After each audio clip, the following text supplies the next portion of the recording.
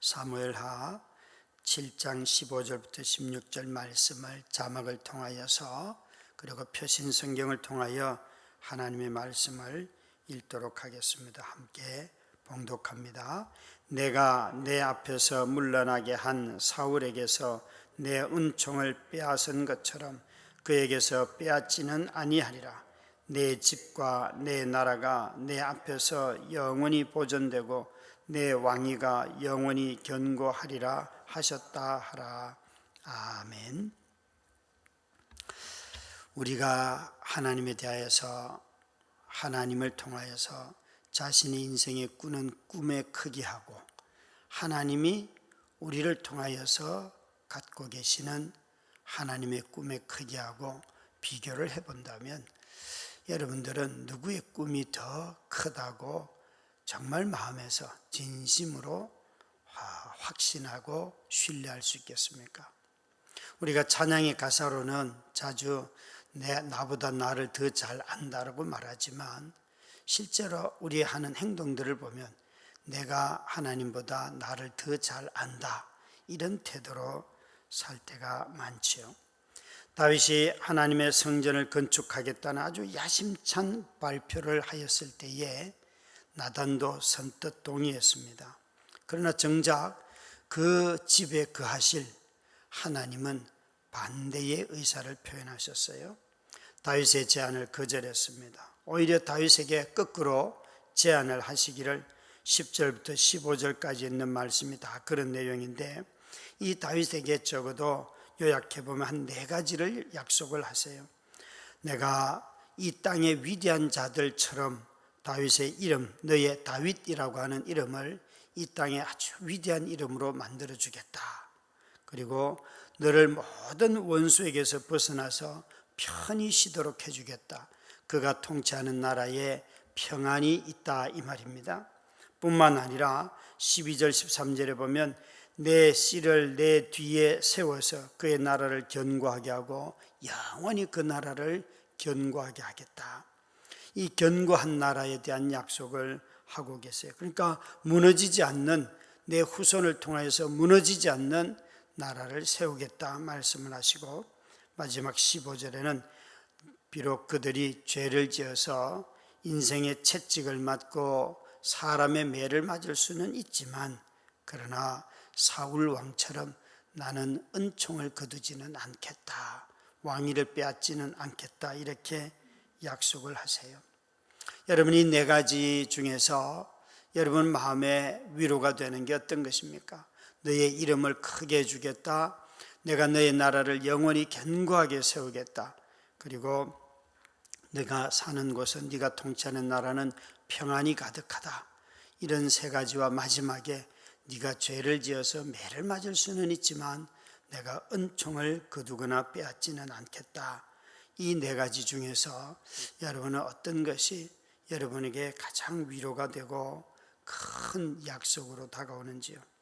물론 모든 약속들은 다 하나님이 하셨기 때문에 거창하고 위대한 약속들입니다. 그러나 제게 있어서는 이 마지막 4번째 언약이, 약속이 가장 큰 위로를 줍니다.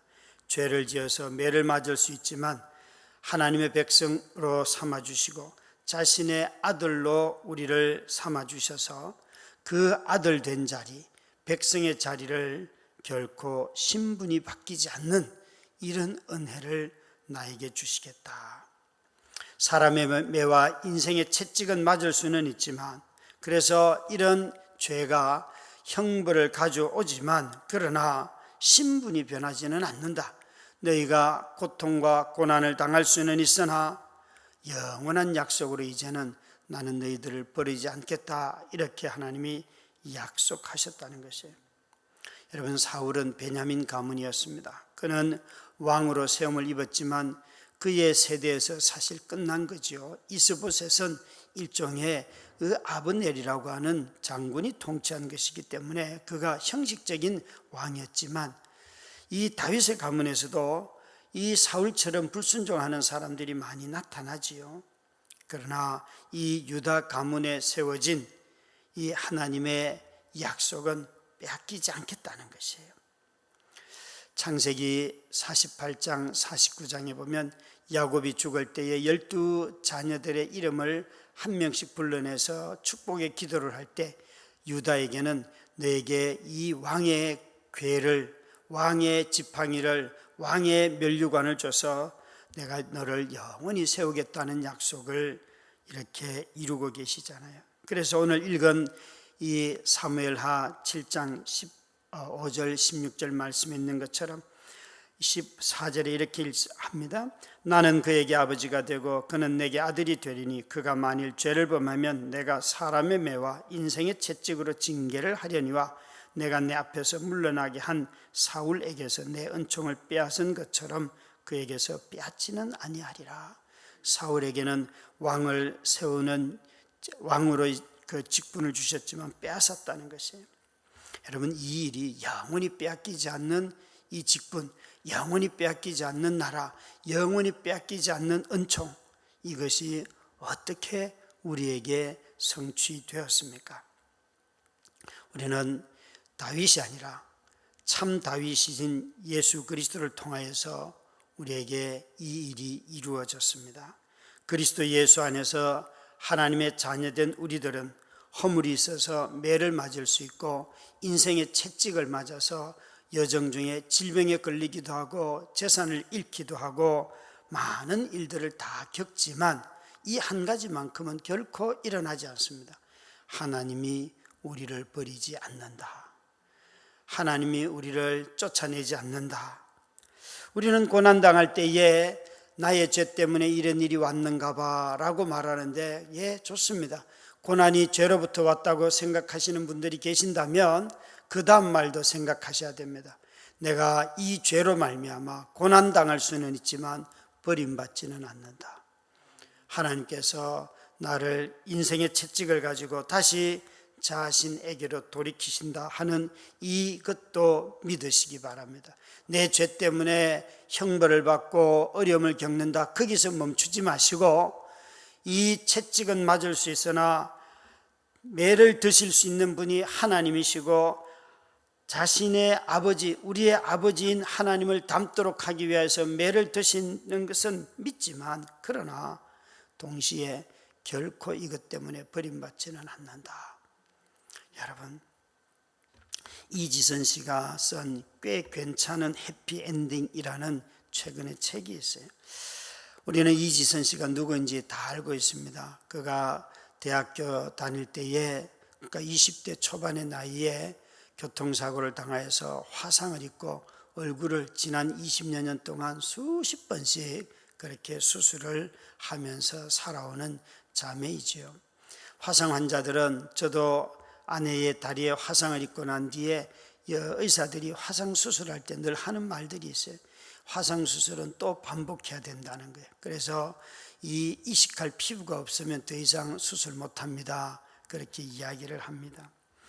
어느 날 이 저자가 이 책에서 하는 책을 읽으면서 이 저자가 무엇을 깨달았는가 한 문장이에요. 어느 날 자기가 늘 사고를 당했다, 이렇게 표현하더라는 거예요.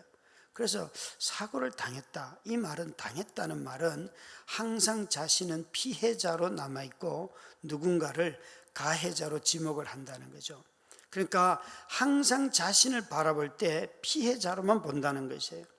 근데 자신이 20대 때 그렇게 데이트도 하고 했던 일들을 생각하면서, 내가 누구를 만났다, 그 다음에 헤어졌다, 내가 사고도 만났다가 헤어지면 되는데, 이 한 단어의 깨달음이 인생을 바꾸어 놨어요. 사고라는 것도 당하는 게 아니고 만났다고 말하는 것이 좋겠구나. 그러면 만났으면 헤어질 수도 있으니까 라고 깨닫고 난 뒤에는 사고를 만났다고 말을 해요. 그리고 난 뒤에 나는 그 사고와 헤어졌다. 그러면서 그의 삶 가운데 사고와 헤어지고 난 뒤에 그가 하나님의 은혜를 어떻게 경험했는지를 쭉 간증을 하고 있어요. 그래서 제가 오늘 제목에 그분이 이렇게 말하는 뉘앙스를 찾아내서 사고와 헤어지고 은혜와 만났다, 이렇게 제목을 잡은 거예요. 우리가 정말 저자가 말하는 것처럼 이제는 사고와 헤어지는 것, 그리고 사고를 만났다가 헤어지고 난 뒤에 이 사고와 헤어지면 그 속에 은혜가 들어온다는 거죠. 왜 저자가 20여 년이 넘도록 그 얼굴에 여러 번의 수술을 하면서 그 고통의 과정들이 왜 없겠어요? 다 있지요. 그 여정을 다 겪어가면서 그러나 하나님의 은혜가 자신의 이 삶 속으로 흘러 들어오는 것을 그녀는 발견하였습니다. 다윗이 자기가 꿈꾸는 인생은 성전을 건축하는 것이 끝이었다고 생각했을지도 모르겠어요.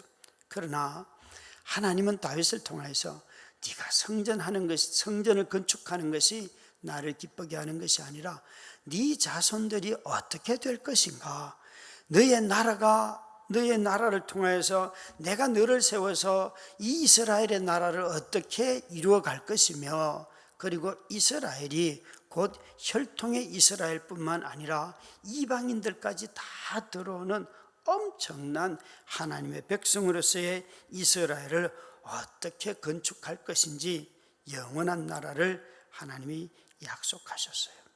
한 인간 다윗은 영원을 꿈꾸지 못했지만 하나님은 다윗을 통해서 영원한 나라를 꿈꾸고 계셨습니다.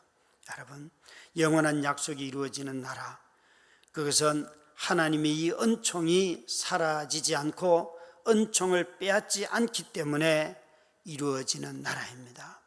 그래서 우리 모두가 다 하나님의 나라에 속한 자로서 이 땅에서 살아가는 이 짧은 인생의 여러 삶의 과정을 만나지만, 그러나 기억할 것은 하나님의 은총 또한 우리가 만나며 살아간다는 거죠.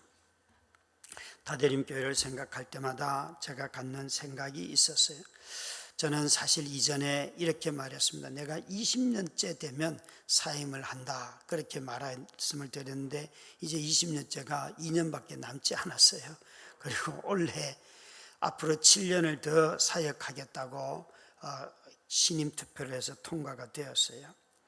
예전 처음 교회를 개척할 때는 20년 정도도 한 교회에서 사역하면 그 참 큰 은혜다 생각을 하고, 저는 결코 이 자리에 욕심이 별로 없습니다. 그런데 최근에 제가 무엇을 고민했는가 가만히 보면, 내 후임이 온다면 여기에 이 큰 규모를 감당할 수 있을까? 저는 개척을 했기 때문에 개척 프리미엄이라는 게 있어요. 함부로 쫓아내지는 못해요. 숫자가 줄든 늘든 그거 별로 개척 프리미엄은 그런 게 있습니다. 그런데 후임자는요, 청빙을 하기 때문에 성도들이 언제든지 조건 가지고 따지기가 참 쉽습니다. 그런데 오늘 이 말씀을 이렇게 읽으면서 제게 최근에 저는 이 공간을 바꾸고 싶고, 우리 2층도 5층도 좀 줄이고 이 3층을 잘 리모델링해서 이 공간 안에서 11시에 다 예배 드릴 수 있도록 하자. 재정적인 부담을 누구도 감당하기 어렵다 이거 라고 말들을 여러 번 하고, 장로님들과 그런 논의도 하고 앞으로 재직회에 이런 것들을 상정해서 논의 과정을 거치려고 준비 중에 있어요. 그런데 오늘 이 말씀을 이렇게 읽으면서 다시 한번 하나님께 묻게 돼요. 이것 또한 하나님 앞에 다시 물어야 한다. 여러분, 다윗은 그렇게 전쟁에 나갈 때는 하나님께 막 물었으면서 성전 건축할 때는 하나님께 묻지 않습니다. 이렇게 말합니다. 나는 이렇게 좋은 집에서 사는데 하나님의 집은 아직도 텐트라니, 헝겊조각이라니, 아니 저 짐승의 가죽 가지고 지어진 저 집에 하나님이 계시는구나. 여러분, 우리 생각할 때 얼마나 위대한 생각이에요. 어느 날 자의식이 깨어났어요. 자기가 사는 궁전은 화려한데 하나님의 집이 너무 초라했어요. 근데 묻지도 않고, 하나님께 묻지도 않고 내가 집 지어 드릴게요 그랬어요. 무서운 말이죠. 정말 하나님은 다윗에게 이런 선한 생각을 갖고, 또 하나님이 충분히 기뻐할 만한 생각을 가졌다고 생각할 수 있는데, 하나님은 다윗에게 네가 할 일이 아니다, 네가 할 일이 아니다, 오히려 네가 해야 할 일은 뭔가 하면, 오늘 내가 너 나단을 통하여서 이 말을 전할 때에 그 선지자의 말을 들을 수 있겠는가? 왕이 된 자가 선지자의 말을 듣지 않는다면 그 왕은 무너지는 것이에요. 사울 왕은 누구의 말도 듣지 아니하였어요. 하나님은 나단을 통하여서 지금 승승장구하고 왕이 되어 이제 막 자기 마음대로 뭘 하려고 하는 다윗에게 네가 선지자의 말을 듣는가 아닌가 하는 것을 테스트하였던 것입니다. 다행히 이 다윗은 그 선지자의 말을 들었습니다. 자신이 성전 건축에 대한 그 모든 계획은 내려놓고 하나님의 말씀을 듣고 다음 세대에 다음 사람이 하겠다는 그 말을 듣고는 자신이 모든 것을 준비하지만 어떤 건축도 시도하지 않습니다. 여러분, 우리가 할 일은 성전을 건축하는 어떤 야망보다도 계획보다도 먼저 현재 우리가 하기를 원하시는 말씀을 듣고 순종하는 것이 우리가 먼저 해야 할 일들입니다. 여러분, 참 우리 대통령이 어디를 방문하든지 구설수에 자꾸 올라요. 어제는 6개월 된 아이가 걷는다고 해서 지금 엄마들이 뿔이 잔뜩 났어요. 저는 그걸 가만히 보면서 두 가지를 생각했어요. 이런 데 방문을 갈 때 참모들이 다 준비해 주지 않나? 그러면 이건 참모들을 쫓아내야 돼요. 그걸 준비해 주지 않는다면 그건 게으르기 때문에 그 자신들의 역할을 안 하는 거예요. 근데 두 번째는 참모들이 준비해 줘도 대통령이 숙지하지 않는다면 이거 정말 무서운 일이죠. 여러분, 지도자가 도와주는 사람에서도 그들의 말을 듣지 아니하면 언제든지 나라든지 교회든지 가정이든지 직장이든지 다 혼돈에 빠집니다. 어려움에 빠집니다. 우리는 다윗이 위대한 이유는 다윗이 하나님의 마음에 합한 자라는 칭찬을 들었던 이유는 그가 허물과 죄가 없어서가 아니라 하나님의 종을 통하여 말씀이 선포될 때에 그는 언제든지 죄가 아니라 할지라도 죄 지은 것이 없다 할지라도 하나님의 음성을 들은 자라는 데 있습니다. 저와 여러분이 죄 지었을 때 회개하라는 말만 듣지 마시고 인생의 계획들을 펼쳐놓고 나 이것 할 거야 저거 할 거야 라고 말할 때조차도 하나님이 하지 말라고 하면 하지 않는 겸손한 경청을 할 수 있는 모든 성도님들이 되시기를 주의 이름으로 축원합니다. 기도하겠습니다. 사고와 헤어지고 은혜와 만나고 나의 생각과 헤어지고 하나님의 언약과 만나고 성전 건축 같은 선한 생각들과 헤어지고 말씀을 만나게 하여 주셔서 내 꿈과는 헤어지고 하나님의 꿈을 만나는 우리들이 다 되게 하여 주시옵소서. 예수님 이름으로 기도드렸습니다. 아멘.